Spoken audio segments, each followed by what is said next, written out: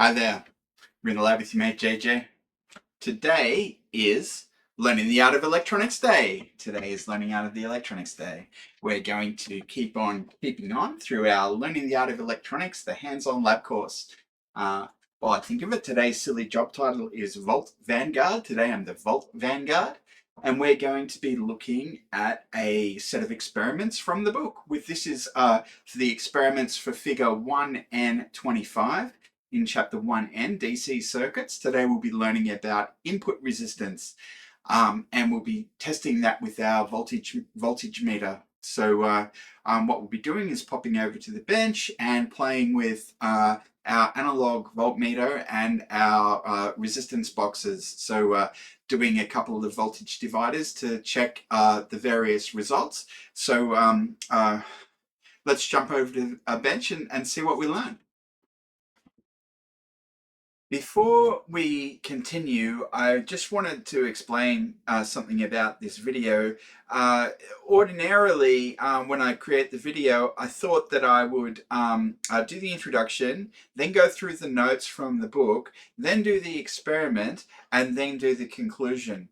But I was putting together the video today, and I realized that a lot of people are going to be more interested in the experiment than they are in doing the revision of the notes. So in fact, what we'll be doing in the video is we'll do the introduction, then we'll go over to the bench straight away and do our experiment, which is the guts of the video, and that's something that isn't repeated, and then we'll finish with the notes, going through the notes for the chapter. And as I mentioned, I'm going to duplicate the notes week on week. The purpose of this video is to learn, and spaced repetition is a pretty good way to learn. So we're going to repeat the chapter notes every week as we work through the parts of the chapter, because we do multiple videos per chapter. So every time we do a video, it's a good opportunity to review what we've already learned. So we'll be doing that in the videos, but that's going to take quite a bit of time.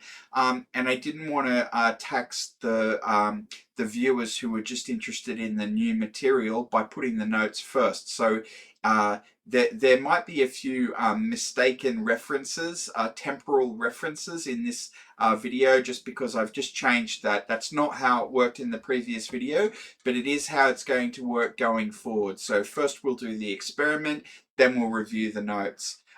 We might also cover a little bit of the notes, enough to explain what this experiment is. But basically, the first part of the video should be the experiment, which should be new content.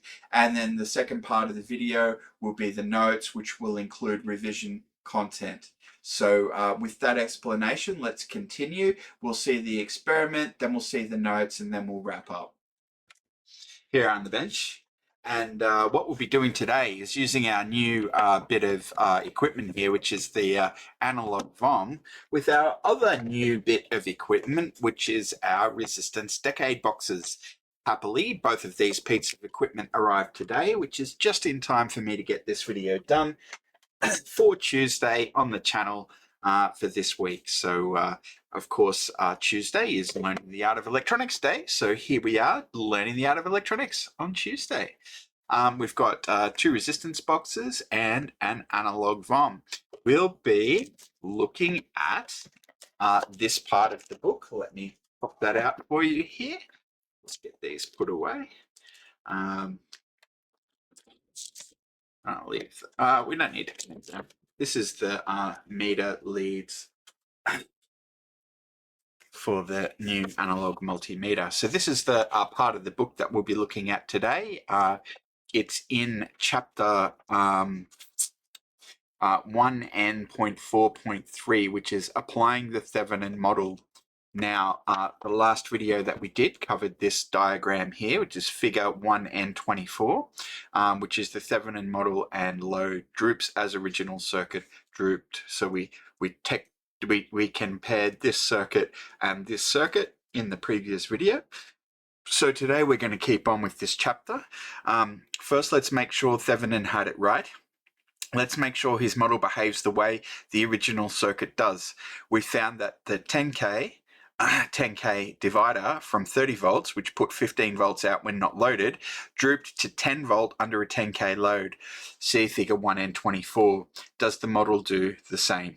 And indeed it does. We tested both of those circuits and they both output the same voltage, which was drooped down to 10 volts. Of course, we had to scale all of ours by a factor of 3, which we did. And it says, yes, the model droops to the extent the original did, down to 10 volt. What the model provides that the original circuit lacked is that single value R Thevenin, or a Thevenin resistance, expressing how droopy or stiff the output is. If someone changed the value of the load, the Thevenin model would help you to see what droop to expect. If instead you didn't use the model and had to put the two lower resistors in parallel again and recalculate their parallel resistance, you'd take longer to get each answer and you still might not get a feel for the circuit's output impedance. All right. Now it says here, just continues, let's try using the model on a set of voltage sources that differ only in their Thevenin resistance. At the same time, we can see the effect of an instrument's input impedance. Okay, so we'll be looking at the input impedance, which is kind of like the reciprocal or the alternative or the counterpart to output impedance. Suppose we have a set of voltage dividers, but dividing a 20 volt input by 2. See figure 1N.25. So we've got a set of dividers here from 10 mega ohms down to 1 kilo ohms and all powers of 10 in the middle. So 10 meg, 1 meg, 100K, 10K, 1K. We'll be testing 3 lots of those today. Because we're going to be testing half of them with the analog voltmeter and we're going to test the other half with the digital multimeter. So suppose now that we try to measure the output voltage, which is V out, at the output of each divider. If we measured with a perfect voltmeter, the answer in all cases would be 10 volts. And then query, is it 10 volts or 10.000 volts or 10.0 volts? And he says down here, it could be 10.0 volts, but it could be a bit less than 9.9 volts or a bit more than 10.1 volts. If the 20 volt source were good to 1% and we used 1% resistors, we should not expect perfection. Okay, and here's our set of voltage dividers, 1, 2, 3, 4, 5. 5 different dividers, all divide by the same ratio, but they all have different output impedance because the resistances vary. It says here it's the set of similar voltage dividers, the same Thevenin voltage, different Thevenin resistance. If we actually perform the measurement, we will see the effect of loading by the Rin of our imperfect lab voltmeters. So Rin is actually the input to the voltmeter, which gets attached to the output of our circuit under test. So this is Rin is the voltmeter Rin, and it's detectable, and that's what we'll be learning about. So as I said, if we actually perform the measurement, we will see the effect of loading by the Rin of our imperfect lab voltmeters. Let's try it with a VOM, which is a volt-ohm millimeter, the conventional name for the old-fashioned analog meter, which gives its answers by deflecting the needle to a degree that forms an analog to the quantity measured. And then later with a DVM, which is a digital voltmeter, a more recent invention which usually can measure current and resistance as well as voltage despite its name. Both types sometimes are simply called multimeters. Suppose you poke the several divider outputs beginning from the right side where the resistors are 1K. 1 kilo ohm, of course. There's a table showing what we found at 3 of the dividers. So they've already done this experiment and they're giving you the results. We're going to run the experiment ourselves, which is what we'll be doing now. So the R values are 1K, 10K, and 100K. The voltage output as measured is 9.95 volts, 9.76 volts, and 8.05 volts. And the inference is that the first reading is within our tolerance. The second one, the loading becomes barely apparent. And then in the last one, the loading is obvious. The 8.05 volt reading shows such obvious loading and such a nice round number if you treat it as 8 volts that we can use this to calculate the meter's Rin without much effort. See figure 1N26. So this is figure 1N26, which says that the VOM reading departs from ideal. We can infer the resistance in of the voltmeter. So we've got our 20 volts and we've got 10K and 10K, which is the third reading here. Sorry, that's 100K and 100K, pardon me. Okay, and then we've got the Thevenin voltage is 10 volts. The Thevenin resistance, which is the output impedance of the network, is 50K.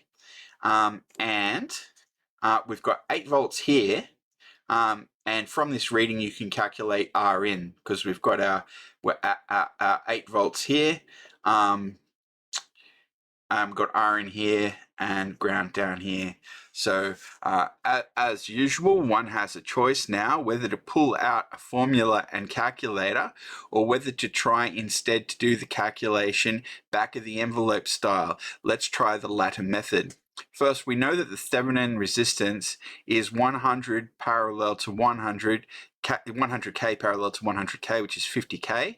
Now let's talk our way to a solution. An approximate solution. We'll treat the measured V out as just 8 volts. The meter shows us 8 parts in 10 across the divider's Thevenin resistance, or call it Rout. We must be dropping the other 2 parts in 10. The relative sizes of the two resistances are in proportion to these two voltage drops, 8 to 2. So Rin VOM must be 4 times the Thevenin resistance, which is 200K. If we look closely at the front of the VOM, we'll find a little notation, 20,000 ohms per volt. That specification means that if we use the meter in its 1 volt scale, that is, if we set things so that an input volt of 1 volt would deflect the needle fully, then the meter would show an input resistance of 20 kilo ohms. In fact, it's showing 200 kilo ohms. Does that make sense? It will when you figured out what must be inside a VOM to allow it to change voltage ranges. A set of big series resistors. There's a note here, note number 15. You'll understand this fully when you have done the Art of Electronics problem 1.8. For now, take our word for it. Our answer, 200K, is correct when we have the meter set to the 10 volt scale, as we do for this measurement. This is probably a good time to take a quick look at what's inside a multimeter, VOM or DVM. How a regular meter works. Some meter types fundamentally sense current, others sense voltage. See figures 1N27 and 1N28. Right, this is 1N27, which is an analog meter which senses current in its guts. So we've got the pointer and the scale and the pivoting coil and the permanent magnet and input readings here. And this pointer deflects based on the current through the system here. Whereas figure 1N28 shows a digital meter which senses voltage in its innards. And I suspect that some sort of field effect transistor in there, shown here as a digital circuit, voltage sensor. It's a very high Rin. So there you go, and some readout circuitry. So both meter mechanisms, however, can be rigged to measure both quantities operating as a multimeter. So the VOM is analog in its guts and the DVM is digital in its guts. The VOM specification of 20,000 ohms per volt describes the sensitivity of the meter movement, the guts of the instrument. That's this whole thing, by the way. The meter movement is this, the magnet and the coil and the inputs and the whole thing. It's called a movement, which is a noun. That's a movement is a noun. It's a thing. The guts of the instrument. This movement puts a fairly low ceiling on the VOM's input resistance at a given range setting. Low value, low ceiling on the input resistance. So that's actually 20 20 kilo ohms. That's quite a lot of resistance. Let's try the same experiment with the DVM, and let's suppose we get the following readings. So that takes us to tomorrow's lab. That's what we're going to do next week, is the DVM to compare the results. So let's not do any spoilers. We'll just go through what we're doing today. Of course, I can tell you, speculating of course, but next week they'll just show us that we get better readings at the higher end of the scale.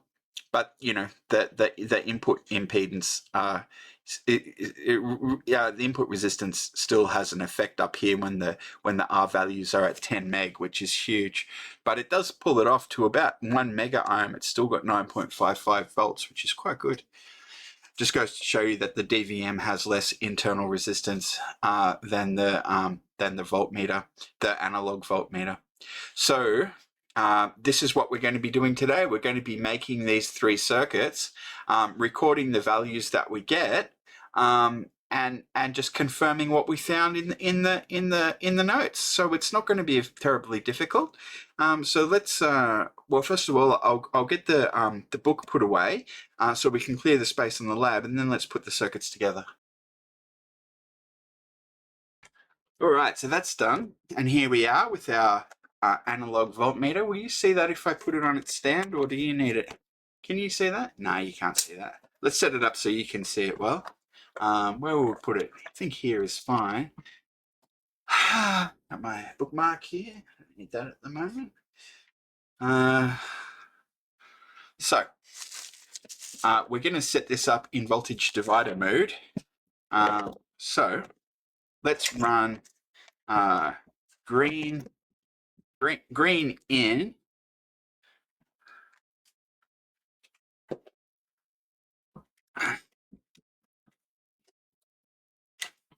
All right, so we're going to send a voltage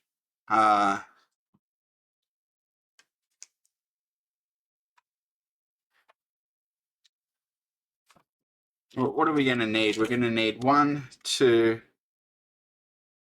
1, 2.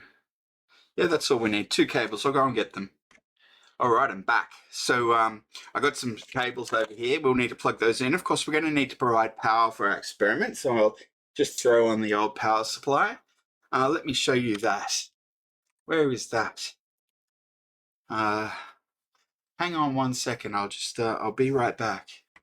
All right, I'm back, and here is the power supply. You can see up the back there.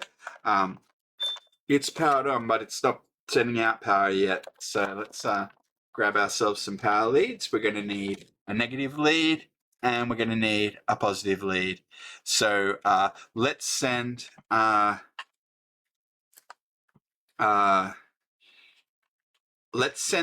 voltage through the top. So that'll come in here. It's not going to agree on these terminal colors, but that doesn't matter. We're going to send the voltage across the circuit, so it's going to come in at the top. The voltage will run into here, and then we're going to join the 2 resistances with the yellow cable, and then we're going to run the power out to ground, and that will be our circuit. Now we've got to be careful we don't power him on without a load attached, because that'll just short circuit everything, which is not what we want. So we will be beginning our experiment with 1 kilo ohm at each spot. So let's just put everything out of circuit, and we're going to put in 1K and 1K. So that'll be our first divider that we'll be testing. Let me get my notebook, and we'll take some measurements. Be like a proper science experiment. Let's run it in from the top down to the bottom. So the current comes in here, through there, out there, with plenty of room for our notes. Now, I'm not sure what the date is today. I always like to put the note. I'm right down to the wire. Today is the 9th of September, the 9th of the 9th, 2025. And this is Learning the Art of Electronics 1N 25. All right. Now the table that we'll have, we're going to have the R values, the output values, and in. So we got R, and then we've got V out, V out. So it's going to be 1K and 10K and 100K. So we'll get corresponding values here. So it's 3 lots of experiments that we'll be doing. All right. Now, as I said, that the power is going to come in through the top, run through here, and run out there. We're going to want to observe it, which means we're going to want to have. Did I? I thought I got. Oh, here's my other cables here. Okay. I got a green one, which I don't need. I just unplugged that. And I've got a red one and a black one. So we're going to put the positive side of the meter on this yellow point, which is the midpoint of our circuit. That will go onto the positive side of our meter. I suppose actually we could put the meter sort of central and just feed it in that way. So this is going to go into the common. Now I just should be clear, this is set at 1 kilo ohm and it's not turned on up the back there, that's off still. We'll set that up in just a second, but let's cable it first. So we've got the meter hooked into the midpoint, which is V out of our voltage divider, and we're going to put the common connection to the negative end of the circuit, which is, for our intents and purposes, ground. Now we don't need this green thing, so hang that up there. I'll need that in just a second. Let's set the voltage of this thing. So it won't be delivering any appreciable current. I wonder if I could show you this on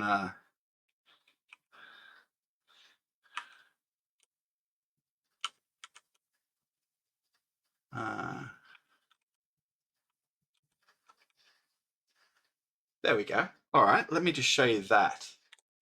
So we're going to set the voltage, let's say V set, and let's put it at 20 volts. Okay, I can't do 20 volts. Let's try 19 volts. No, can't do 19 volts. Let's try 18 volts. Can do 18 volts. I kind of figure that's enough. We might as well just reduce it to 10 volts and scale everything down. So let's set the voltage at, oh, no, that's current set. We want to, how do we cancel? Cancel. Okay, we're going to say voltage set 10 volts and current is set at 100 milliamps. That's heaps. Over voltage at 20, over current at, well, let's just say 1. It doesn't matter. It shouldn't draw that much current. So we're going to set this thing at 10 volts. It's in constant voltage mode, so the current setting is neither here nor there. The over voltage is 20 volts. It won't hit that. It shouldn't go over about 110 milliamps that it's got there. So I'm pretty happy with those settings. So let's throw you back over to the circuit, and do we need to put this on DC voltage mode? And it's in the 10 volt scale, which is good. So it should be measuring 5 volts. It's set at 10 volts. So I'm pretty happy with that. Let's turn the power on and see what happens. On we go, delivering 9.98 volts. It's drawing 4 milliamps. So a little bit of power getting consumed there, still well within spec. And our meter has bounced out to very close to 5. Isn't that very close to 5? It's not exactly 5. It's actually quite remarkable that in the book they've given digits to 2 significant digits, so 3 significant digits. I don't think we're going to be able to do that well on this scale. I'll give you 2 significant figures. The first figure is 5.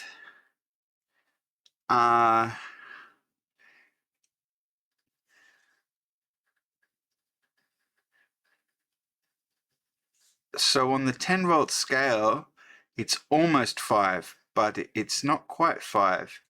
So what are we going to call it? Let's call it 5.9. I'm going to call it. 4.9. Okay. And that's it with our resistances set at 1 kilo ohm. So what we're going to do now is add in the 2K and then take out the 1K. And our voltage divider is now operating with 10 kilo ohms. And I didn't really see any really significant change there. It's a tiny bit. Let's call it 4.8. It might even be worse than that. I'm not sure.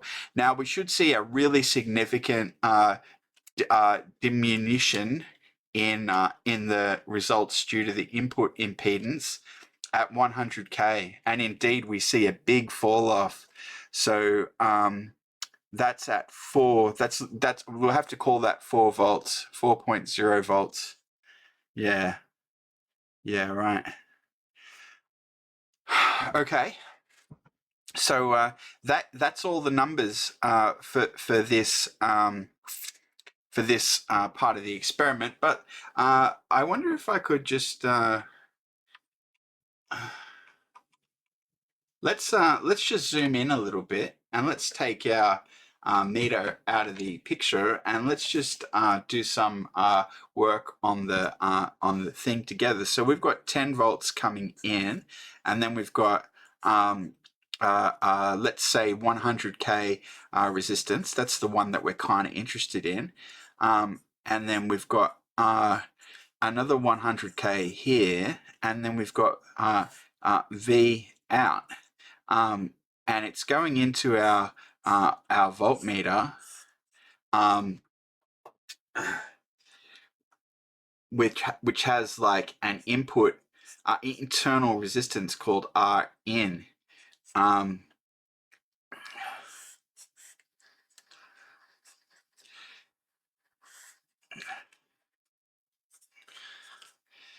So this point here measures 8 volts, and this delivers, oh sorry, not 8 volts. In our experiments it measured 4 volts. 8 volts in the book. Let me just fix that. That's wrong. All right, so that's 4 volts for the 100K, which we're interested in, where the drop is really appreciable. And let's say this is outputting 5 volts. Now, what it says is that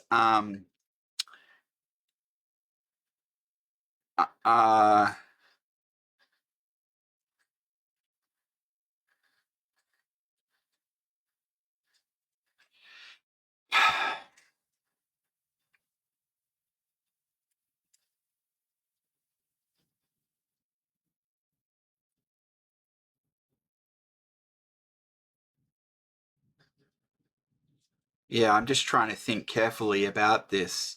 But basically the ratio is 1 to 4. And I think the Thevenin output is 50K. And then that means that this is 4 times 50K, which is 4 times 50 is 200K.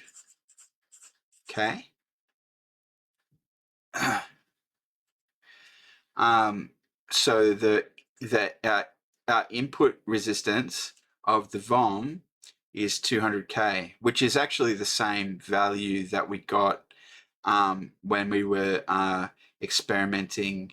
We were reading the experiment in the book. They got the same thing, and they did say that there'd be a note in here.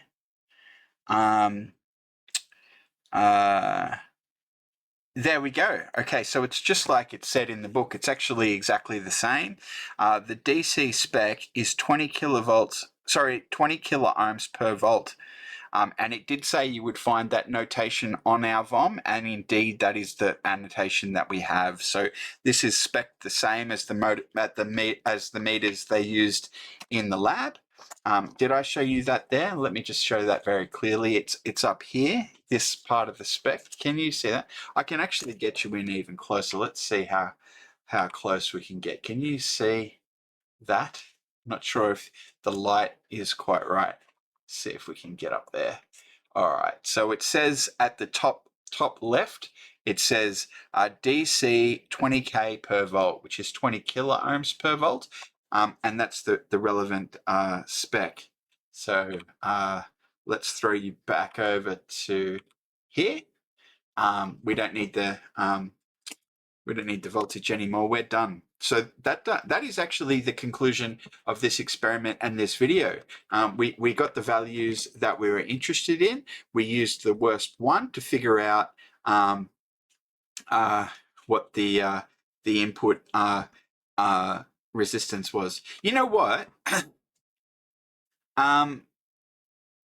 Shall we, why not? Let's just do 1 meg. Now, technically, we weren't going to do 1 meg until we do the digital voltmeter next experiment, but let's just cheat and see what we can make of our input resistance if we blow it out of it. Who knows what we'll see when we put 1 meg in there now. So I'm going to turn the meg on and then take the 100K out.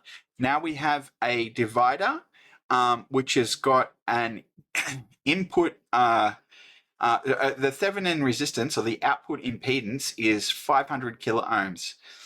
And this thing has just absolutely tanked.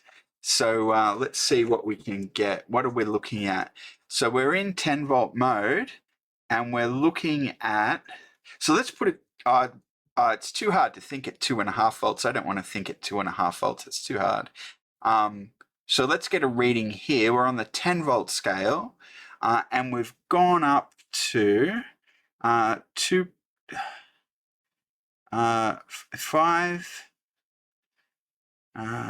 1. Yes, 1, and that's 2. 1, 2. So let's call it 1. Looks like about 1 point. What am we going to call it?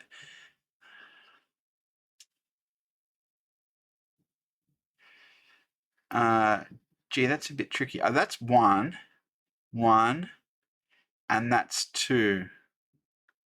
So that's 1 point, let's call it 1.4, 1.4 volts. And then we've got 5 volts and 1.4 volts. So that's 4.6, 3.6.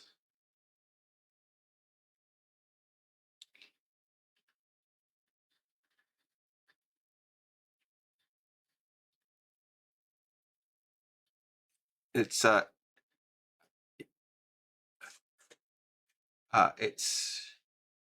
1.4 here, and then 5 minus 1.4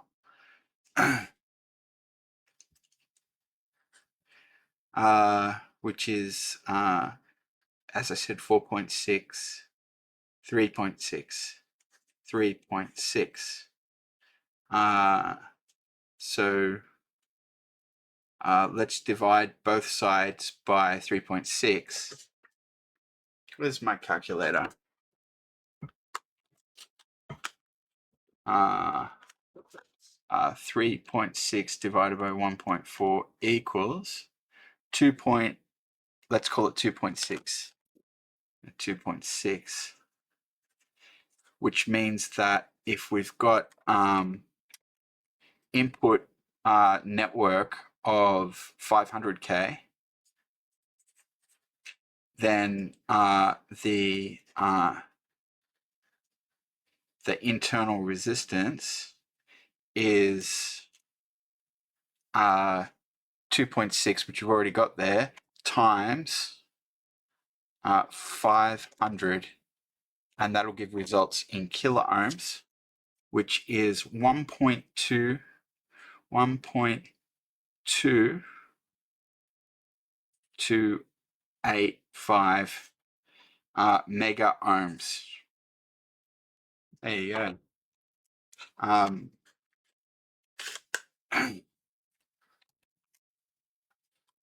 Right.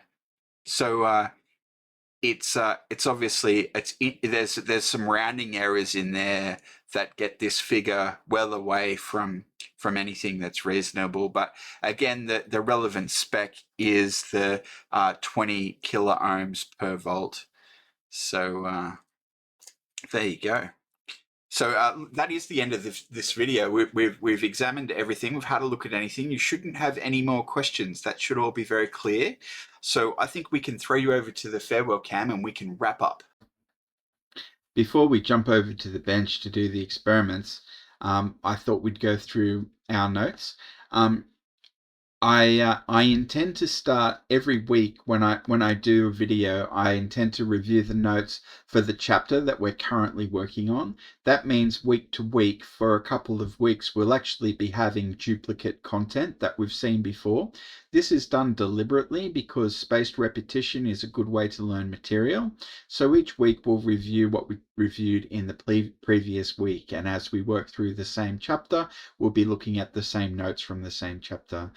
It'll only be chapters that we refer to. So if we do a couple of videos in one chapter, we'll see the notes for that chapter a couple of times. Here we are on the ITL wiki. This is the wiki that supports In the Lab with JJ. The project that we'll be working on today is Learning the Art of Electronics. The table or the agenda for the show is here. These are the labs that we'll be doing. We try to release one lab every week on a Tuesday. Today we're working on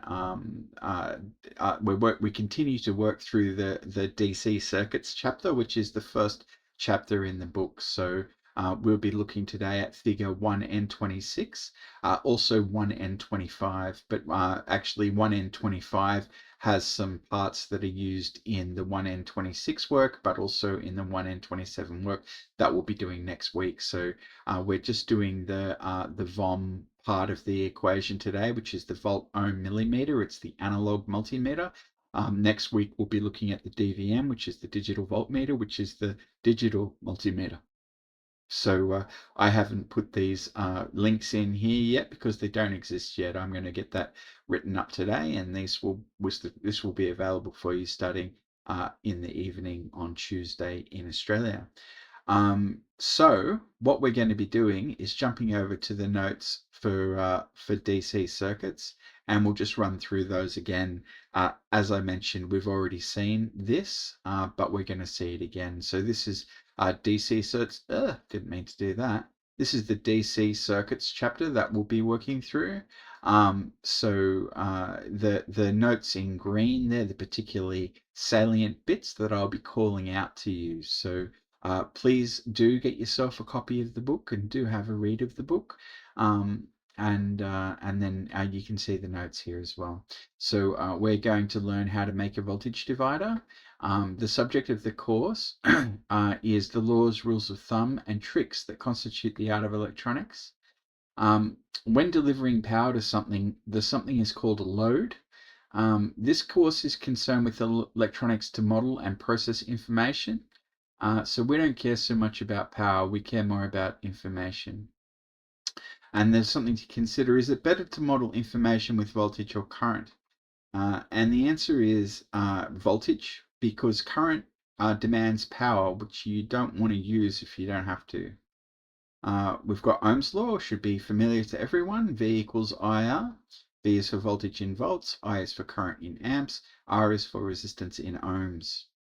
And as they say, a volt is what pushes an amp through an ohm. Or equivalently, 1 volt is the work done as one adds 1 joule of potential energy to 1 coulomb of charge.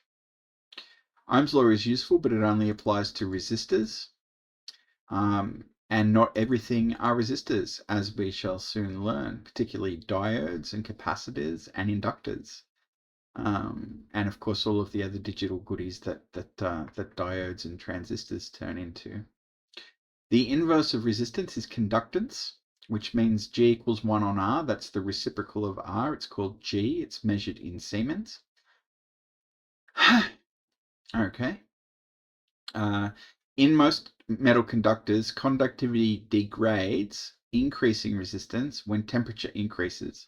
So usually if you add some kinetic sort of movement through heat, things bump around a bit more and they don't conduct as well. It's not universally true, but it's mostly true. So if you heat a conductor, the resistance goes up. And we can talk about the electric field between a voltage and a surface, a distance. So V on D is E. There are various strategies for making a resistor: carbon composition, carbon film, metal film, and wire mount. Many electronics many electronic components do not obey Ohm's law, as we already mentioned. So again, don't expect to use Ohm's law where it doesn't fit. It only works for resistors. We can extend the reach of Ohm's law with dynamic resistance, which is just dVdI. So the change in voltage divided by the change in current. And we can plot the VI curves. Usually these are plotted the other way around as IV curves, but they're done this way in this figure so that the results come out in ohms. The tangent is in ohms. And you can see the resistance is a straight line. A lamp does something curvy because it changes due to heat. A diode does something weird. And a current source is just straight up to infinity, 5 volts. But of course, there's no ideal current sources, so that won't literally be true. There you go. So the dynamic resistance, even for an odd curve like this, can be given at a point, basically the tangent to the point. Power in a resistor. Power is the rate of doing work. Components will have power ratings, so they need to be able to dissipate the amount of power that they can process. And of course, they do that as heat, usually. Also, whatever you want to use them for, maybe light or motion. Formula for power in watts: P equals IV, or P equals I squared R, or P equals V squared on R. To find the minimum resistance of a quarter watt resistor at 15 volts, you plug in the numbers like this, solve for R min, and you get 900 ohms, which is close to 1K, the minimum safe value at 15 volts. So current measures charge per time, and voltage measures work per charge. So if you have current times voltage, you get work on charge by charge on time, and the charges cancel, and power is work per unit time. In this course, we rarely worry about power, we're usually worried about information. Here we just briefly have a look at Kirchhoff's laws, voltage law and current law. So Kirchhoff's voltage law is that the sum of voltages around a loop is 0. So that it all ends up back where it started from. And Kirchhoff's current law is that the sum of currents in and the sum of currents out of a node is 0. And there was a note that this is the algebraic sum. These have negative symbols indicating the direction if it's in or out. So it's the algebraic sum that sums to 0.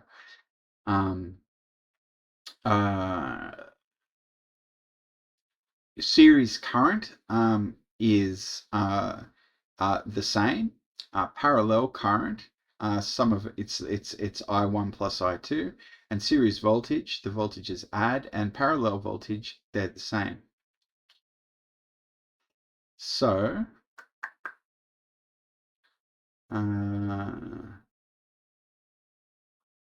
this is what a series circuit looks like, and this is what a parallel circuit looks like.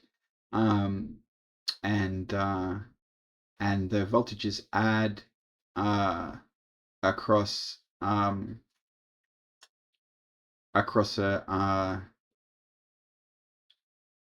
circuit, and the current is the same all the way through. Here, half the current goes one way and half the current goes the other way, and the voltages are the same.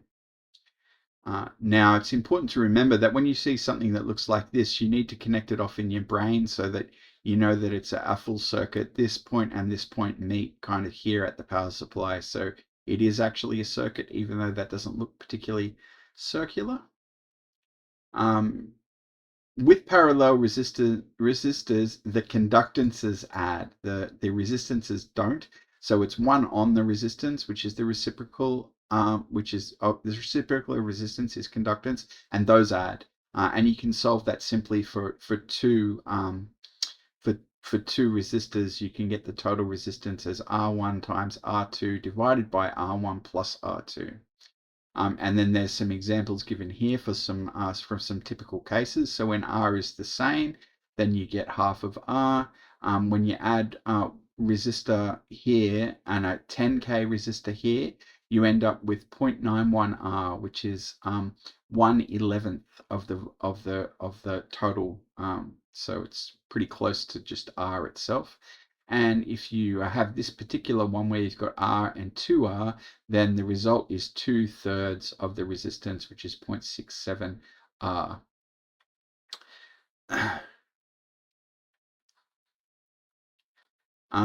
And just referring to those two situations, parallel and series, in a parallel circuit, a resistor much smaller than others dominates. So if you see a parallel resistors, the small one is the one that matters. And in a series circuit, if you see two, the large one is the one that matters. Now we're going to be doing our first application. Of course, we've already done this. This was the voltage divider. When using a potentiometer, oh yeah, so we're talking here about potentiometers, and we just say when using a potentiometer as a variable resistor, it's a good idea to tie one end to the wiper. And they do explain that in the book. I forget the reason. I think it had something to do with safety in case something comes loose or something. I forget. I should really remember that. I might actually even add that note. So when we do the revision for this chapter again next week, maybe I'll be able to tell you. All right, so we've got some compact potential. Oh, yeah, okay. So talking about CERMET there, which is ceramic and metal. So yeah. So this is what a voltage divider looks like. You put 30 volts in. If this is 10K and this 10K, then output is half of 30 volts because it's in proportion to the resistors. So our voltage in this case delivers 15 volts. We did go through various ways to analyze the circuit. So there's three ways. We're going to look at the first one is calculate the current through series resistance. So here we look at the current and we said the current's the same at the top and the bottom, and then we figure out so the current's the same, so we calculate that and we get 1.5 milliamps. And then after calculating the current, we can use it to calculate the voltage in the lower leg of the divider, because V out equals current times R2, which is here. In this case, it's 15 volts. And they says, but that takes too long. So the second method is to rely on the fact that I is the same in top and bottom. And then you get this, and the currents cancel, so you get R2 divided by R1 plus R2, or V out equals Vn times R2 on R1 plus R2, which is a result we're going to use quite a lot. As it says here, you will use formula 1N1 fairly often. So we give it in this case, which means the output voltage is half of Vn. And the third method is to say to yourself in words how the divider works. So you say something like, since the currents in top and bottom are equal, the voltages dropped are proportional to the resistances. Later, impedances, a more general notion that covers devices other than resistors. So in this case, where the lower resistance makes up half the resistance, it will also show half of the voltage. And as another example, if R2 is 10 times R1, that it will show 10/11ths of the input voltage, roughly 91%. Loading and output impedance.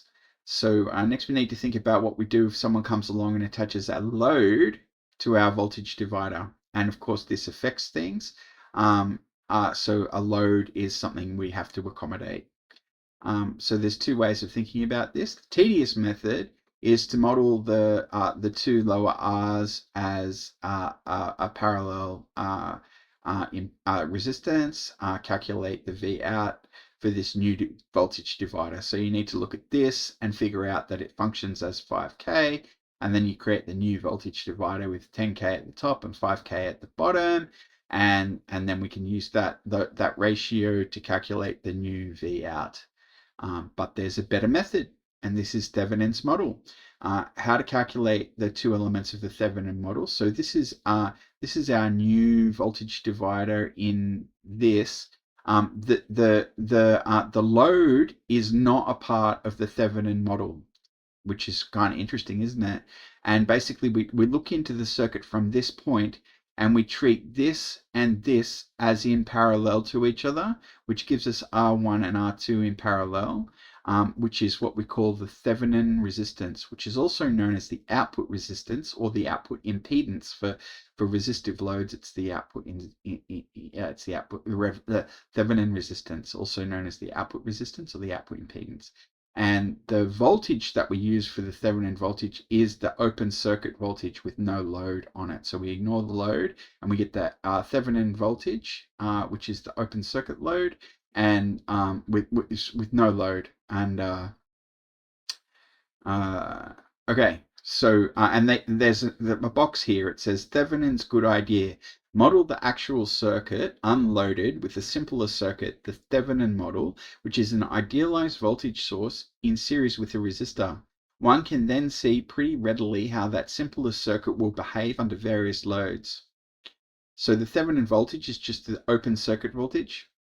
And of course, that means this part of the circuit is open. This part of the circuit is still closed. So don't let that open circuit confuse you, that there is a circuit that's closed here. Yeah. Okay, so the voltage when nothing is attached, that is with no load.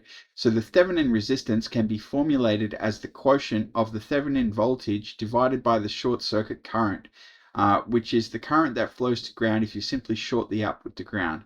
But don't do that, and it can be dangerous to do that. You don't want to short this circuit. So here's the shortcut calculation of the Thevenin resistance. Given a circuit diagram, the fastest way to calculate Rthev is to see it as the parallel resistance of the several resistances viewed from the output. This formulation assumes that the voltage sources are ideal. Incidentally, when they are not, we need to include their output resistances. For the moment, we ignore this complication. So, given an ideal voltage across the voltage divider, the Thevenin voltage is the Vout, and the resistance is R1 in parallel to R2. And the Vn will be R2 on R1 plus R2. So, justifying the Thevenin shortcut, the shortcut shown in Fig-1N.26 asserts that Thevenin resistance is the parallel resistance, but this result may strike you as a little odd. So they try to explain it here. I, by all means, have a read of the details of that and try and get it across. I still didn't really understand it, but apparently it works, so I'll just get used to it, and that'll be good.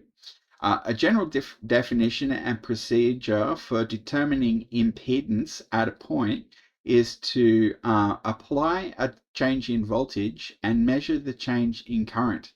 And then the quotient, which is change in voltage divided by change in current, the quotient is the impedance. So here's that in mathematical terms. The impedance equals delta V on delta I. And in this case, that's 1 volt divided by 0.2 milliamps, which is 5K. So here's a hypothetical divider. We apply a wiggle voltage and see what results. And we've done that experiment. Rationalizing Thevenin's result, parallel R's. Any non-ideal voltage source droops when loaded. How much it droops depends on its output impedance. The Thevenin equivalent model with its R Thevenin describes this property neatly in a single number. So Rthev, or the Thevenin resistance, is the output impedance. They're the same concept. Now over here I asked ChatGPT, I said, are output impedance and Thevenin resistance the same thing? And the answer was yes, in practice they're the same concept. And then it goes on to qualify all of that, so by all means have a read if you're interested. The one-line takeaway is that the output impedance equals the Thevenin impedance. If you're only dealing with DC or resistive cases, the Thevenin resistance is the same as the output impedance. So here we go on to applying the Thevenin model. So first let's make sure Thevenin had it right. So we just do the experiment to confirm that this actual circuit is equivalent to this model, and we do that and we calculate the voltages, and it all comes out correct. We did that experiment last week. So in this case, it droops quite a lot, doesn't it? Down to 10 volts from 15 theoretical. And I asked ChatGPT the question. I said, if output impedance measures how stiff or droopy an output is a higher output impedance more droopy or more stiff? And the answer is more droopy. So if your output impedance is high, the droopiness is also high. So you really, if you want a tight output impedance that doesn't cause too much drip, you want it to have a low output impedance. That's better. There are cases where you might actually want it, but I don't know much about those yet, so I can't tell you about that yet. So here we say, suppose that we try to measure V out at the output of each divider, which is of course this midpoint here. If we measured with a perfect voltmeter, the answer in all cases would be 10 volts. So in a perfect voltmeter, the input resistance of the meter itself is negligible. Whereas in a real voltmeter, this will actually be apparent. So if we perform the measurement, we see a different effect of loading by the Rn of our imperfect lab voltmeter. So that's what we'll be doing today in today's experiment. So we're going to be trying it with a VOM, which is a volt-ohm milliammeter, the conventional name for the old-fashioned analog meter. It gives its answers by deflecting a needle to a degree that forms an analog to the quantity measured. And next week we'll be doing it with a DVM, which is a digital voltmeter, which is also a digital multimeter, a DMM. A more recent type of meter. Both VOM and DVM multimeters can usually measure both voltage, resistance, and current, among other things. Resistance, I should say. So we're going to be measuring the VOM today, DVM next week. Suppose you poke the several divider outputs beginning from the right-hand side where the resistors are 1K. So we're going to start with these 1K resistors and go to 10K and then 100K. And actually, we also do the 1 meg just for fun, and it just shows you how off the scale it gets at that point. It's just really silly. So when we start at 1K, 10K, 100K, we get these example loadings. And these were just given in the textbook where the input is 20 volt. We're doing the experiment today, but we do our experiment with 10 volts, so our results are scaled down by a factor of 2. Anyway, we see at 1K that we get a measurement of 9.95, which is pretty close to 10. Even 9.76 is still pretty close to 10. But at 100K, the output voltage is 8 volts, which is showing pretty obvious loading.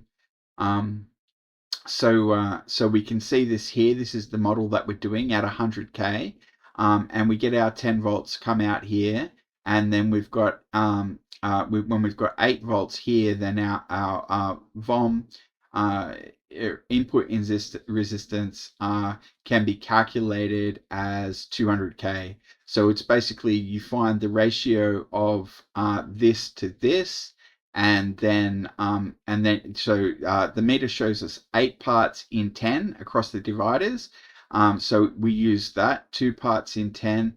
And then we calculate the proportion as 8 to 2, which is 4 to 1, which means that the 4 times the Thevenin resistance is the input resistance of the VOM. So that turns out to be that in spec, because the VOM has a specification, which we'll see in the video when we do it later, we have 20,000 ohms per volt, which is quite a lot of resistance per volt. And that's just to do with the fact that there's an input resistance to scale the meter movement, and the meter movement itself demands some energy. So this specification means that if we use the meter on its 1 volt scale, that is, if we set things to that an output of 1 volt would deflect the needle fully, then the meter would show an input resistance of R in VOM of 20k. And of course, we have our meter at the 10 volt scale, which is why we see 200k, which is 10 times that, which is what we should expect to see. And we'll be doing that experiment later to see how those numbers come out. But of course, they agree, experiments that we're about to do agree with the voltages that were given in the textbook. And you can also see example 1.8 in the Art of Electronics. I haven't written up the notes for this yet, but I will at some point get that done if you want to learn more about how to use resistors to change the scale of a meter movement. So it's actually covered in the textbook. As our volt is set at 10 volt scale, when we see that it's 20k per volt, we can calculate the internal resistance of the VOM as 20k times 10k is 200k. And then we have a quick look here at the inside of a VOM and the inside of a DVM. So the inside of an analog meter is this electromagnet thing with the pointer attached to a needle that's attached to a coil, which operates in a magnetic field to give the deflection. And it senses current. It's current that draws this, that makes this happen. Whereas the digital meter has field effect transistors in it, and or maybe even JFETs. I don't know. I assume they're field effects, CMOS technology. Anyway, a digital meter is a voltage sensor. So they're actually implemented differently, but they can, of course, be cajoled into showing one or the other type of measurement. So the VOM specification of 20 kilo ohms per volt describes the sensitivity of the meter movement, which is the guts of the instrument, which is this thing here. Movement is actually a noun in this case. So we're going to get over to that now when we do our experiment. And I asked ChatGPT the question. I said, please explain a meter movement to me. So it just talks you through the parts and how the parts all hang together, and how the input, how the resistance per volt works, and it does a bunch of stuff. So click through if you're interested in that. And then that concludes the work for today. So next week we'll be looking at the second half of this experiment, which is to figure out how this network of resistors works when we take the resistances up to a much higher level, which is something that the DVM can do, whereas when you try to do it with the analog meter, it really can't can't operate at this level, whereas the DVM can, because it's built differently with a voltage sensor rather than a current sensor. So that concludes the notes. We're going to jump over to the bench, and we're going to compute these values for a scaled down version of the voltage. This is 20 volts. We'll be doing the same measurements at 10 volts. So let's pop over to the bench and see what we can do. And that's a wrap. So that was our experiment today for learning the art of electronics. We just looked at Fig-1N.25, which was a set of 3 experiments. We actually added a 4th just out of interest. We were examining the input impedance or input resistance of the voltmeter, which we were working with, which was, of course, our analog voltmeter, which has an internal current sensor, which needs to be adjusted with resistors, and it's 20,000 kilo ohms per volt. We had it on the 10 volt scale, and that's what we saw was 200k, which was in spec. In fact, happily, it was the same spec as the one they used in the book, so that's probably a bit of a standard that we see there. There's not much else to tell you about this, so you should be becoming familiar with the ideas of output impedance or output resistance. Impedance when it's AC and DC components, but when it's pure DC, you can call it resistance. It's the same thing. We're just working with DC today. So resistance or impedance, you can use either word and they're both correct in this context. So we've seen 3 plus 1 voltage dividers. The Thevenin voltage was the same for all of them. We had to scale our voltages back by half just so that we could get enough juice out of the meters, which is what we did. So we took 20 volts down to 10 volts. And then where we were expecting to see 8 volts, we saw 4 volts as expected. And all the numbers came out the same as they did in the book. So I hope you've been following along and that you're learning about output impedance and that you're learning about input resistance. That concludes this part of the book. So we'll wrap up. We'll continue again next Tuesday. Tuesday is Learning the Art of Electronics Day. So I hope you enjoyed this video. Thanks very much for watching, and please remember to click like and subscribe.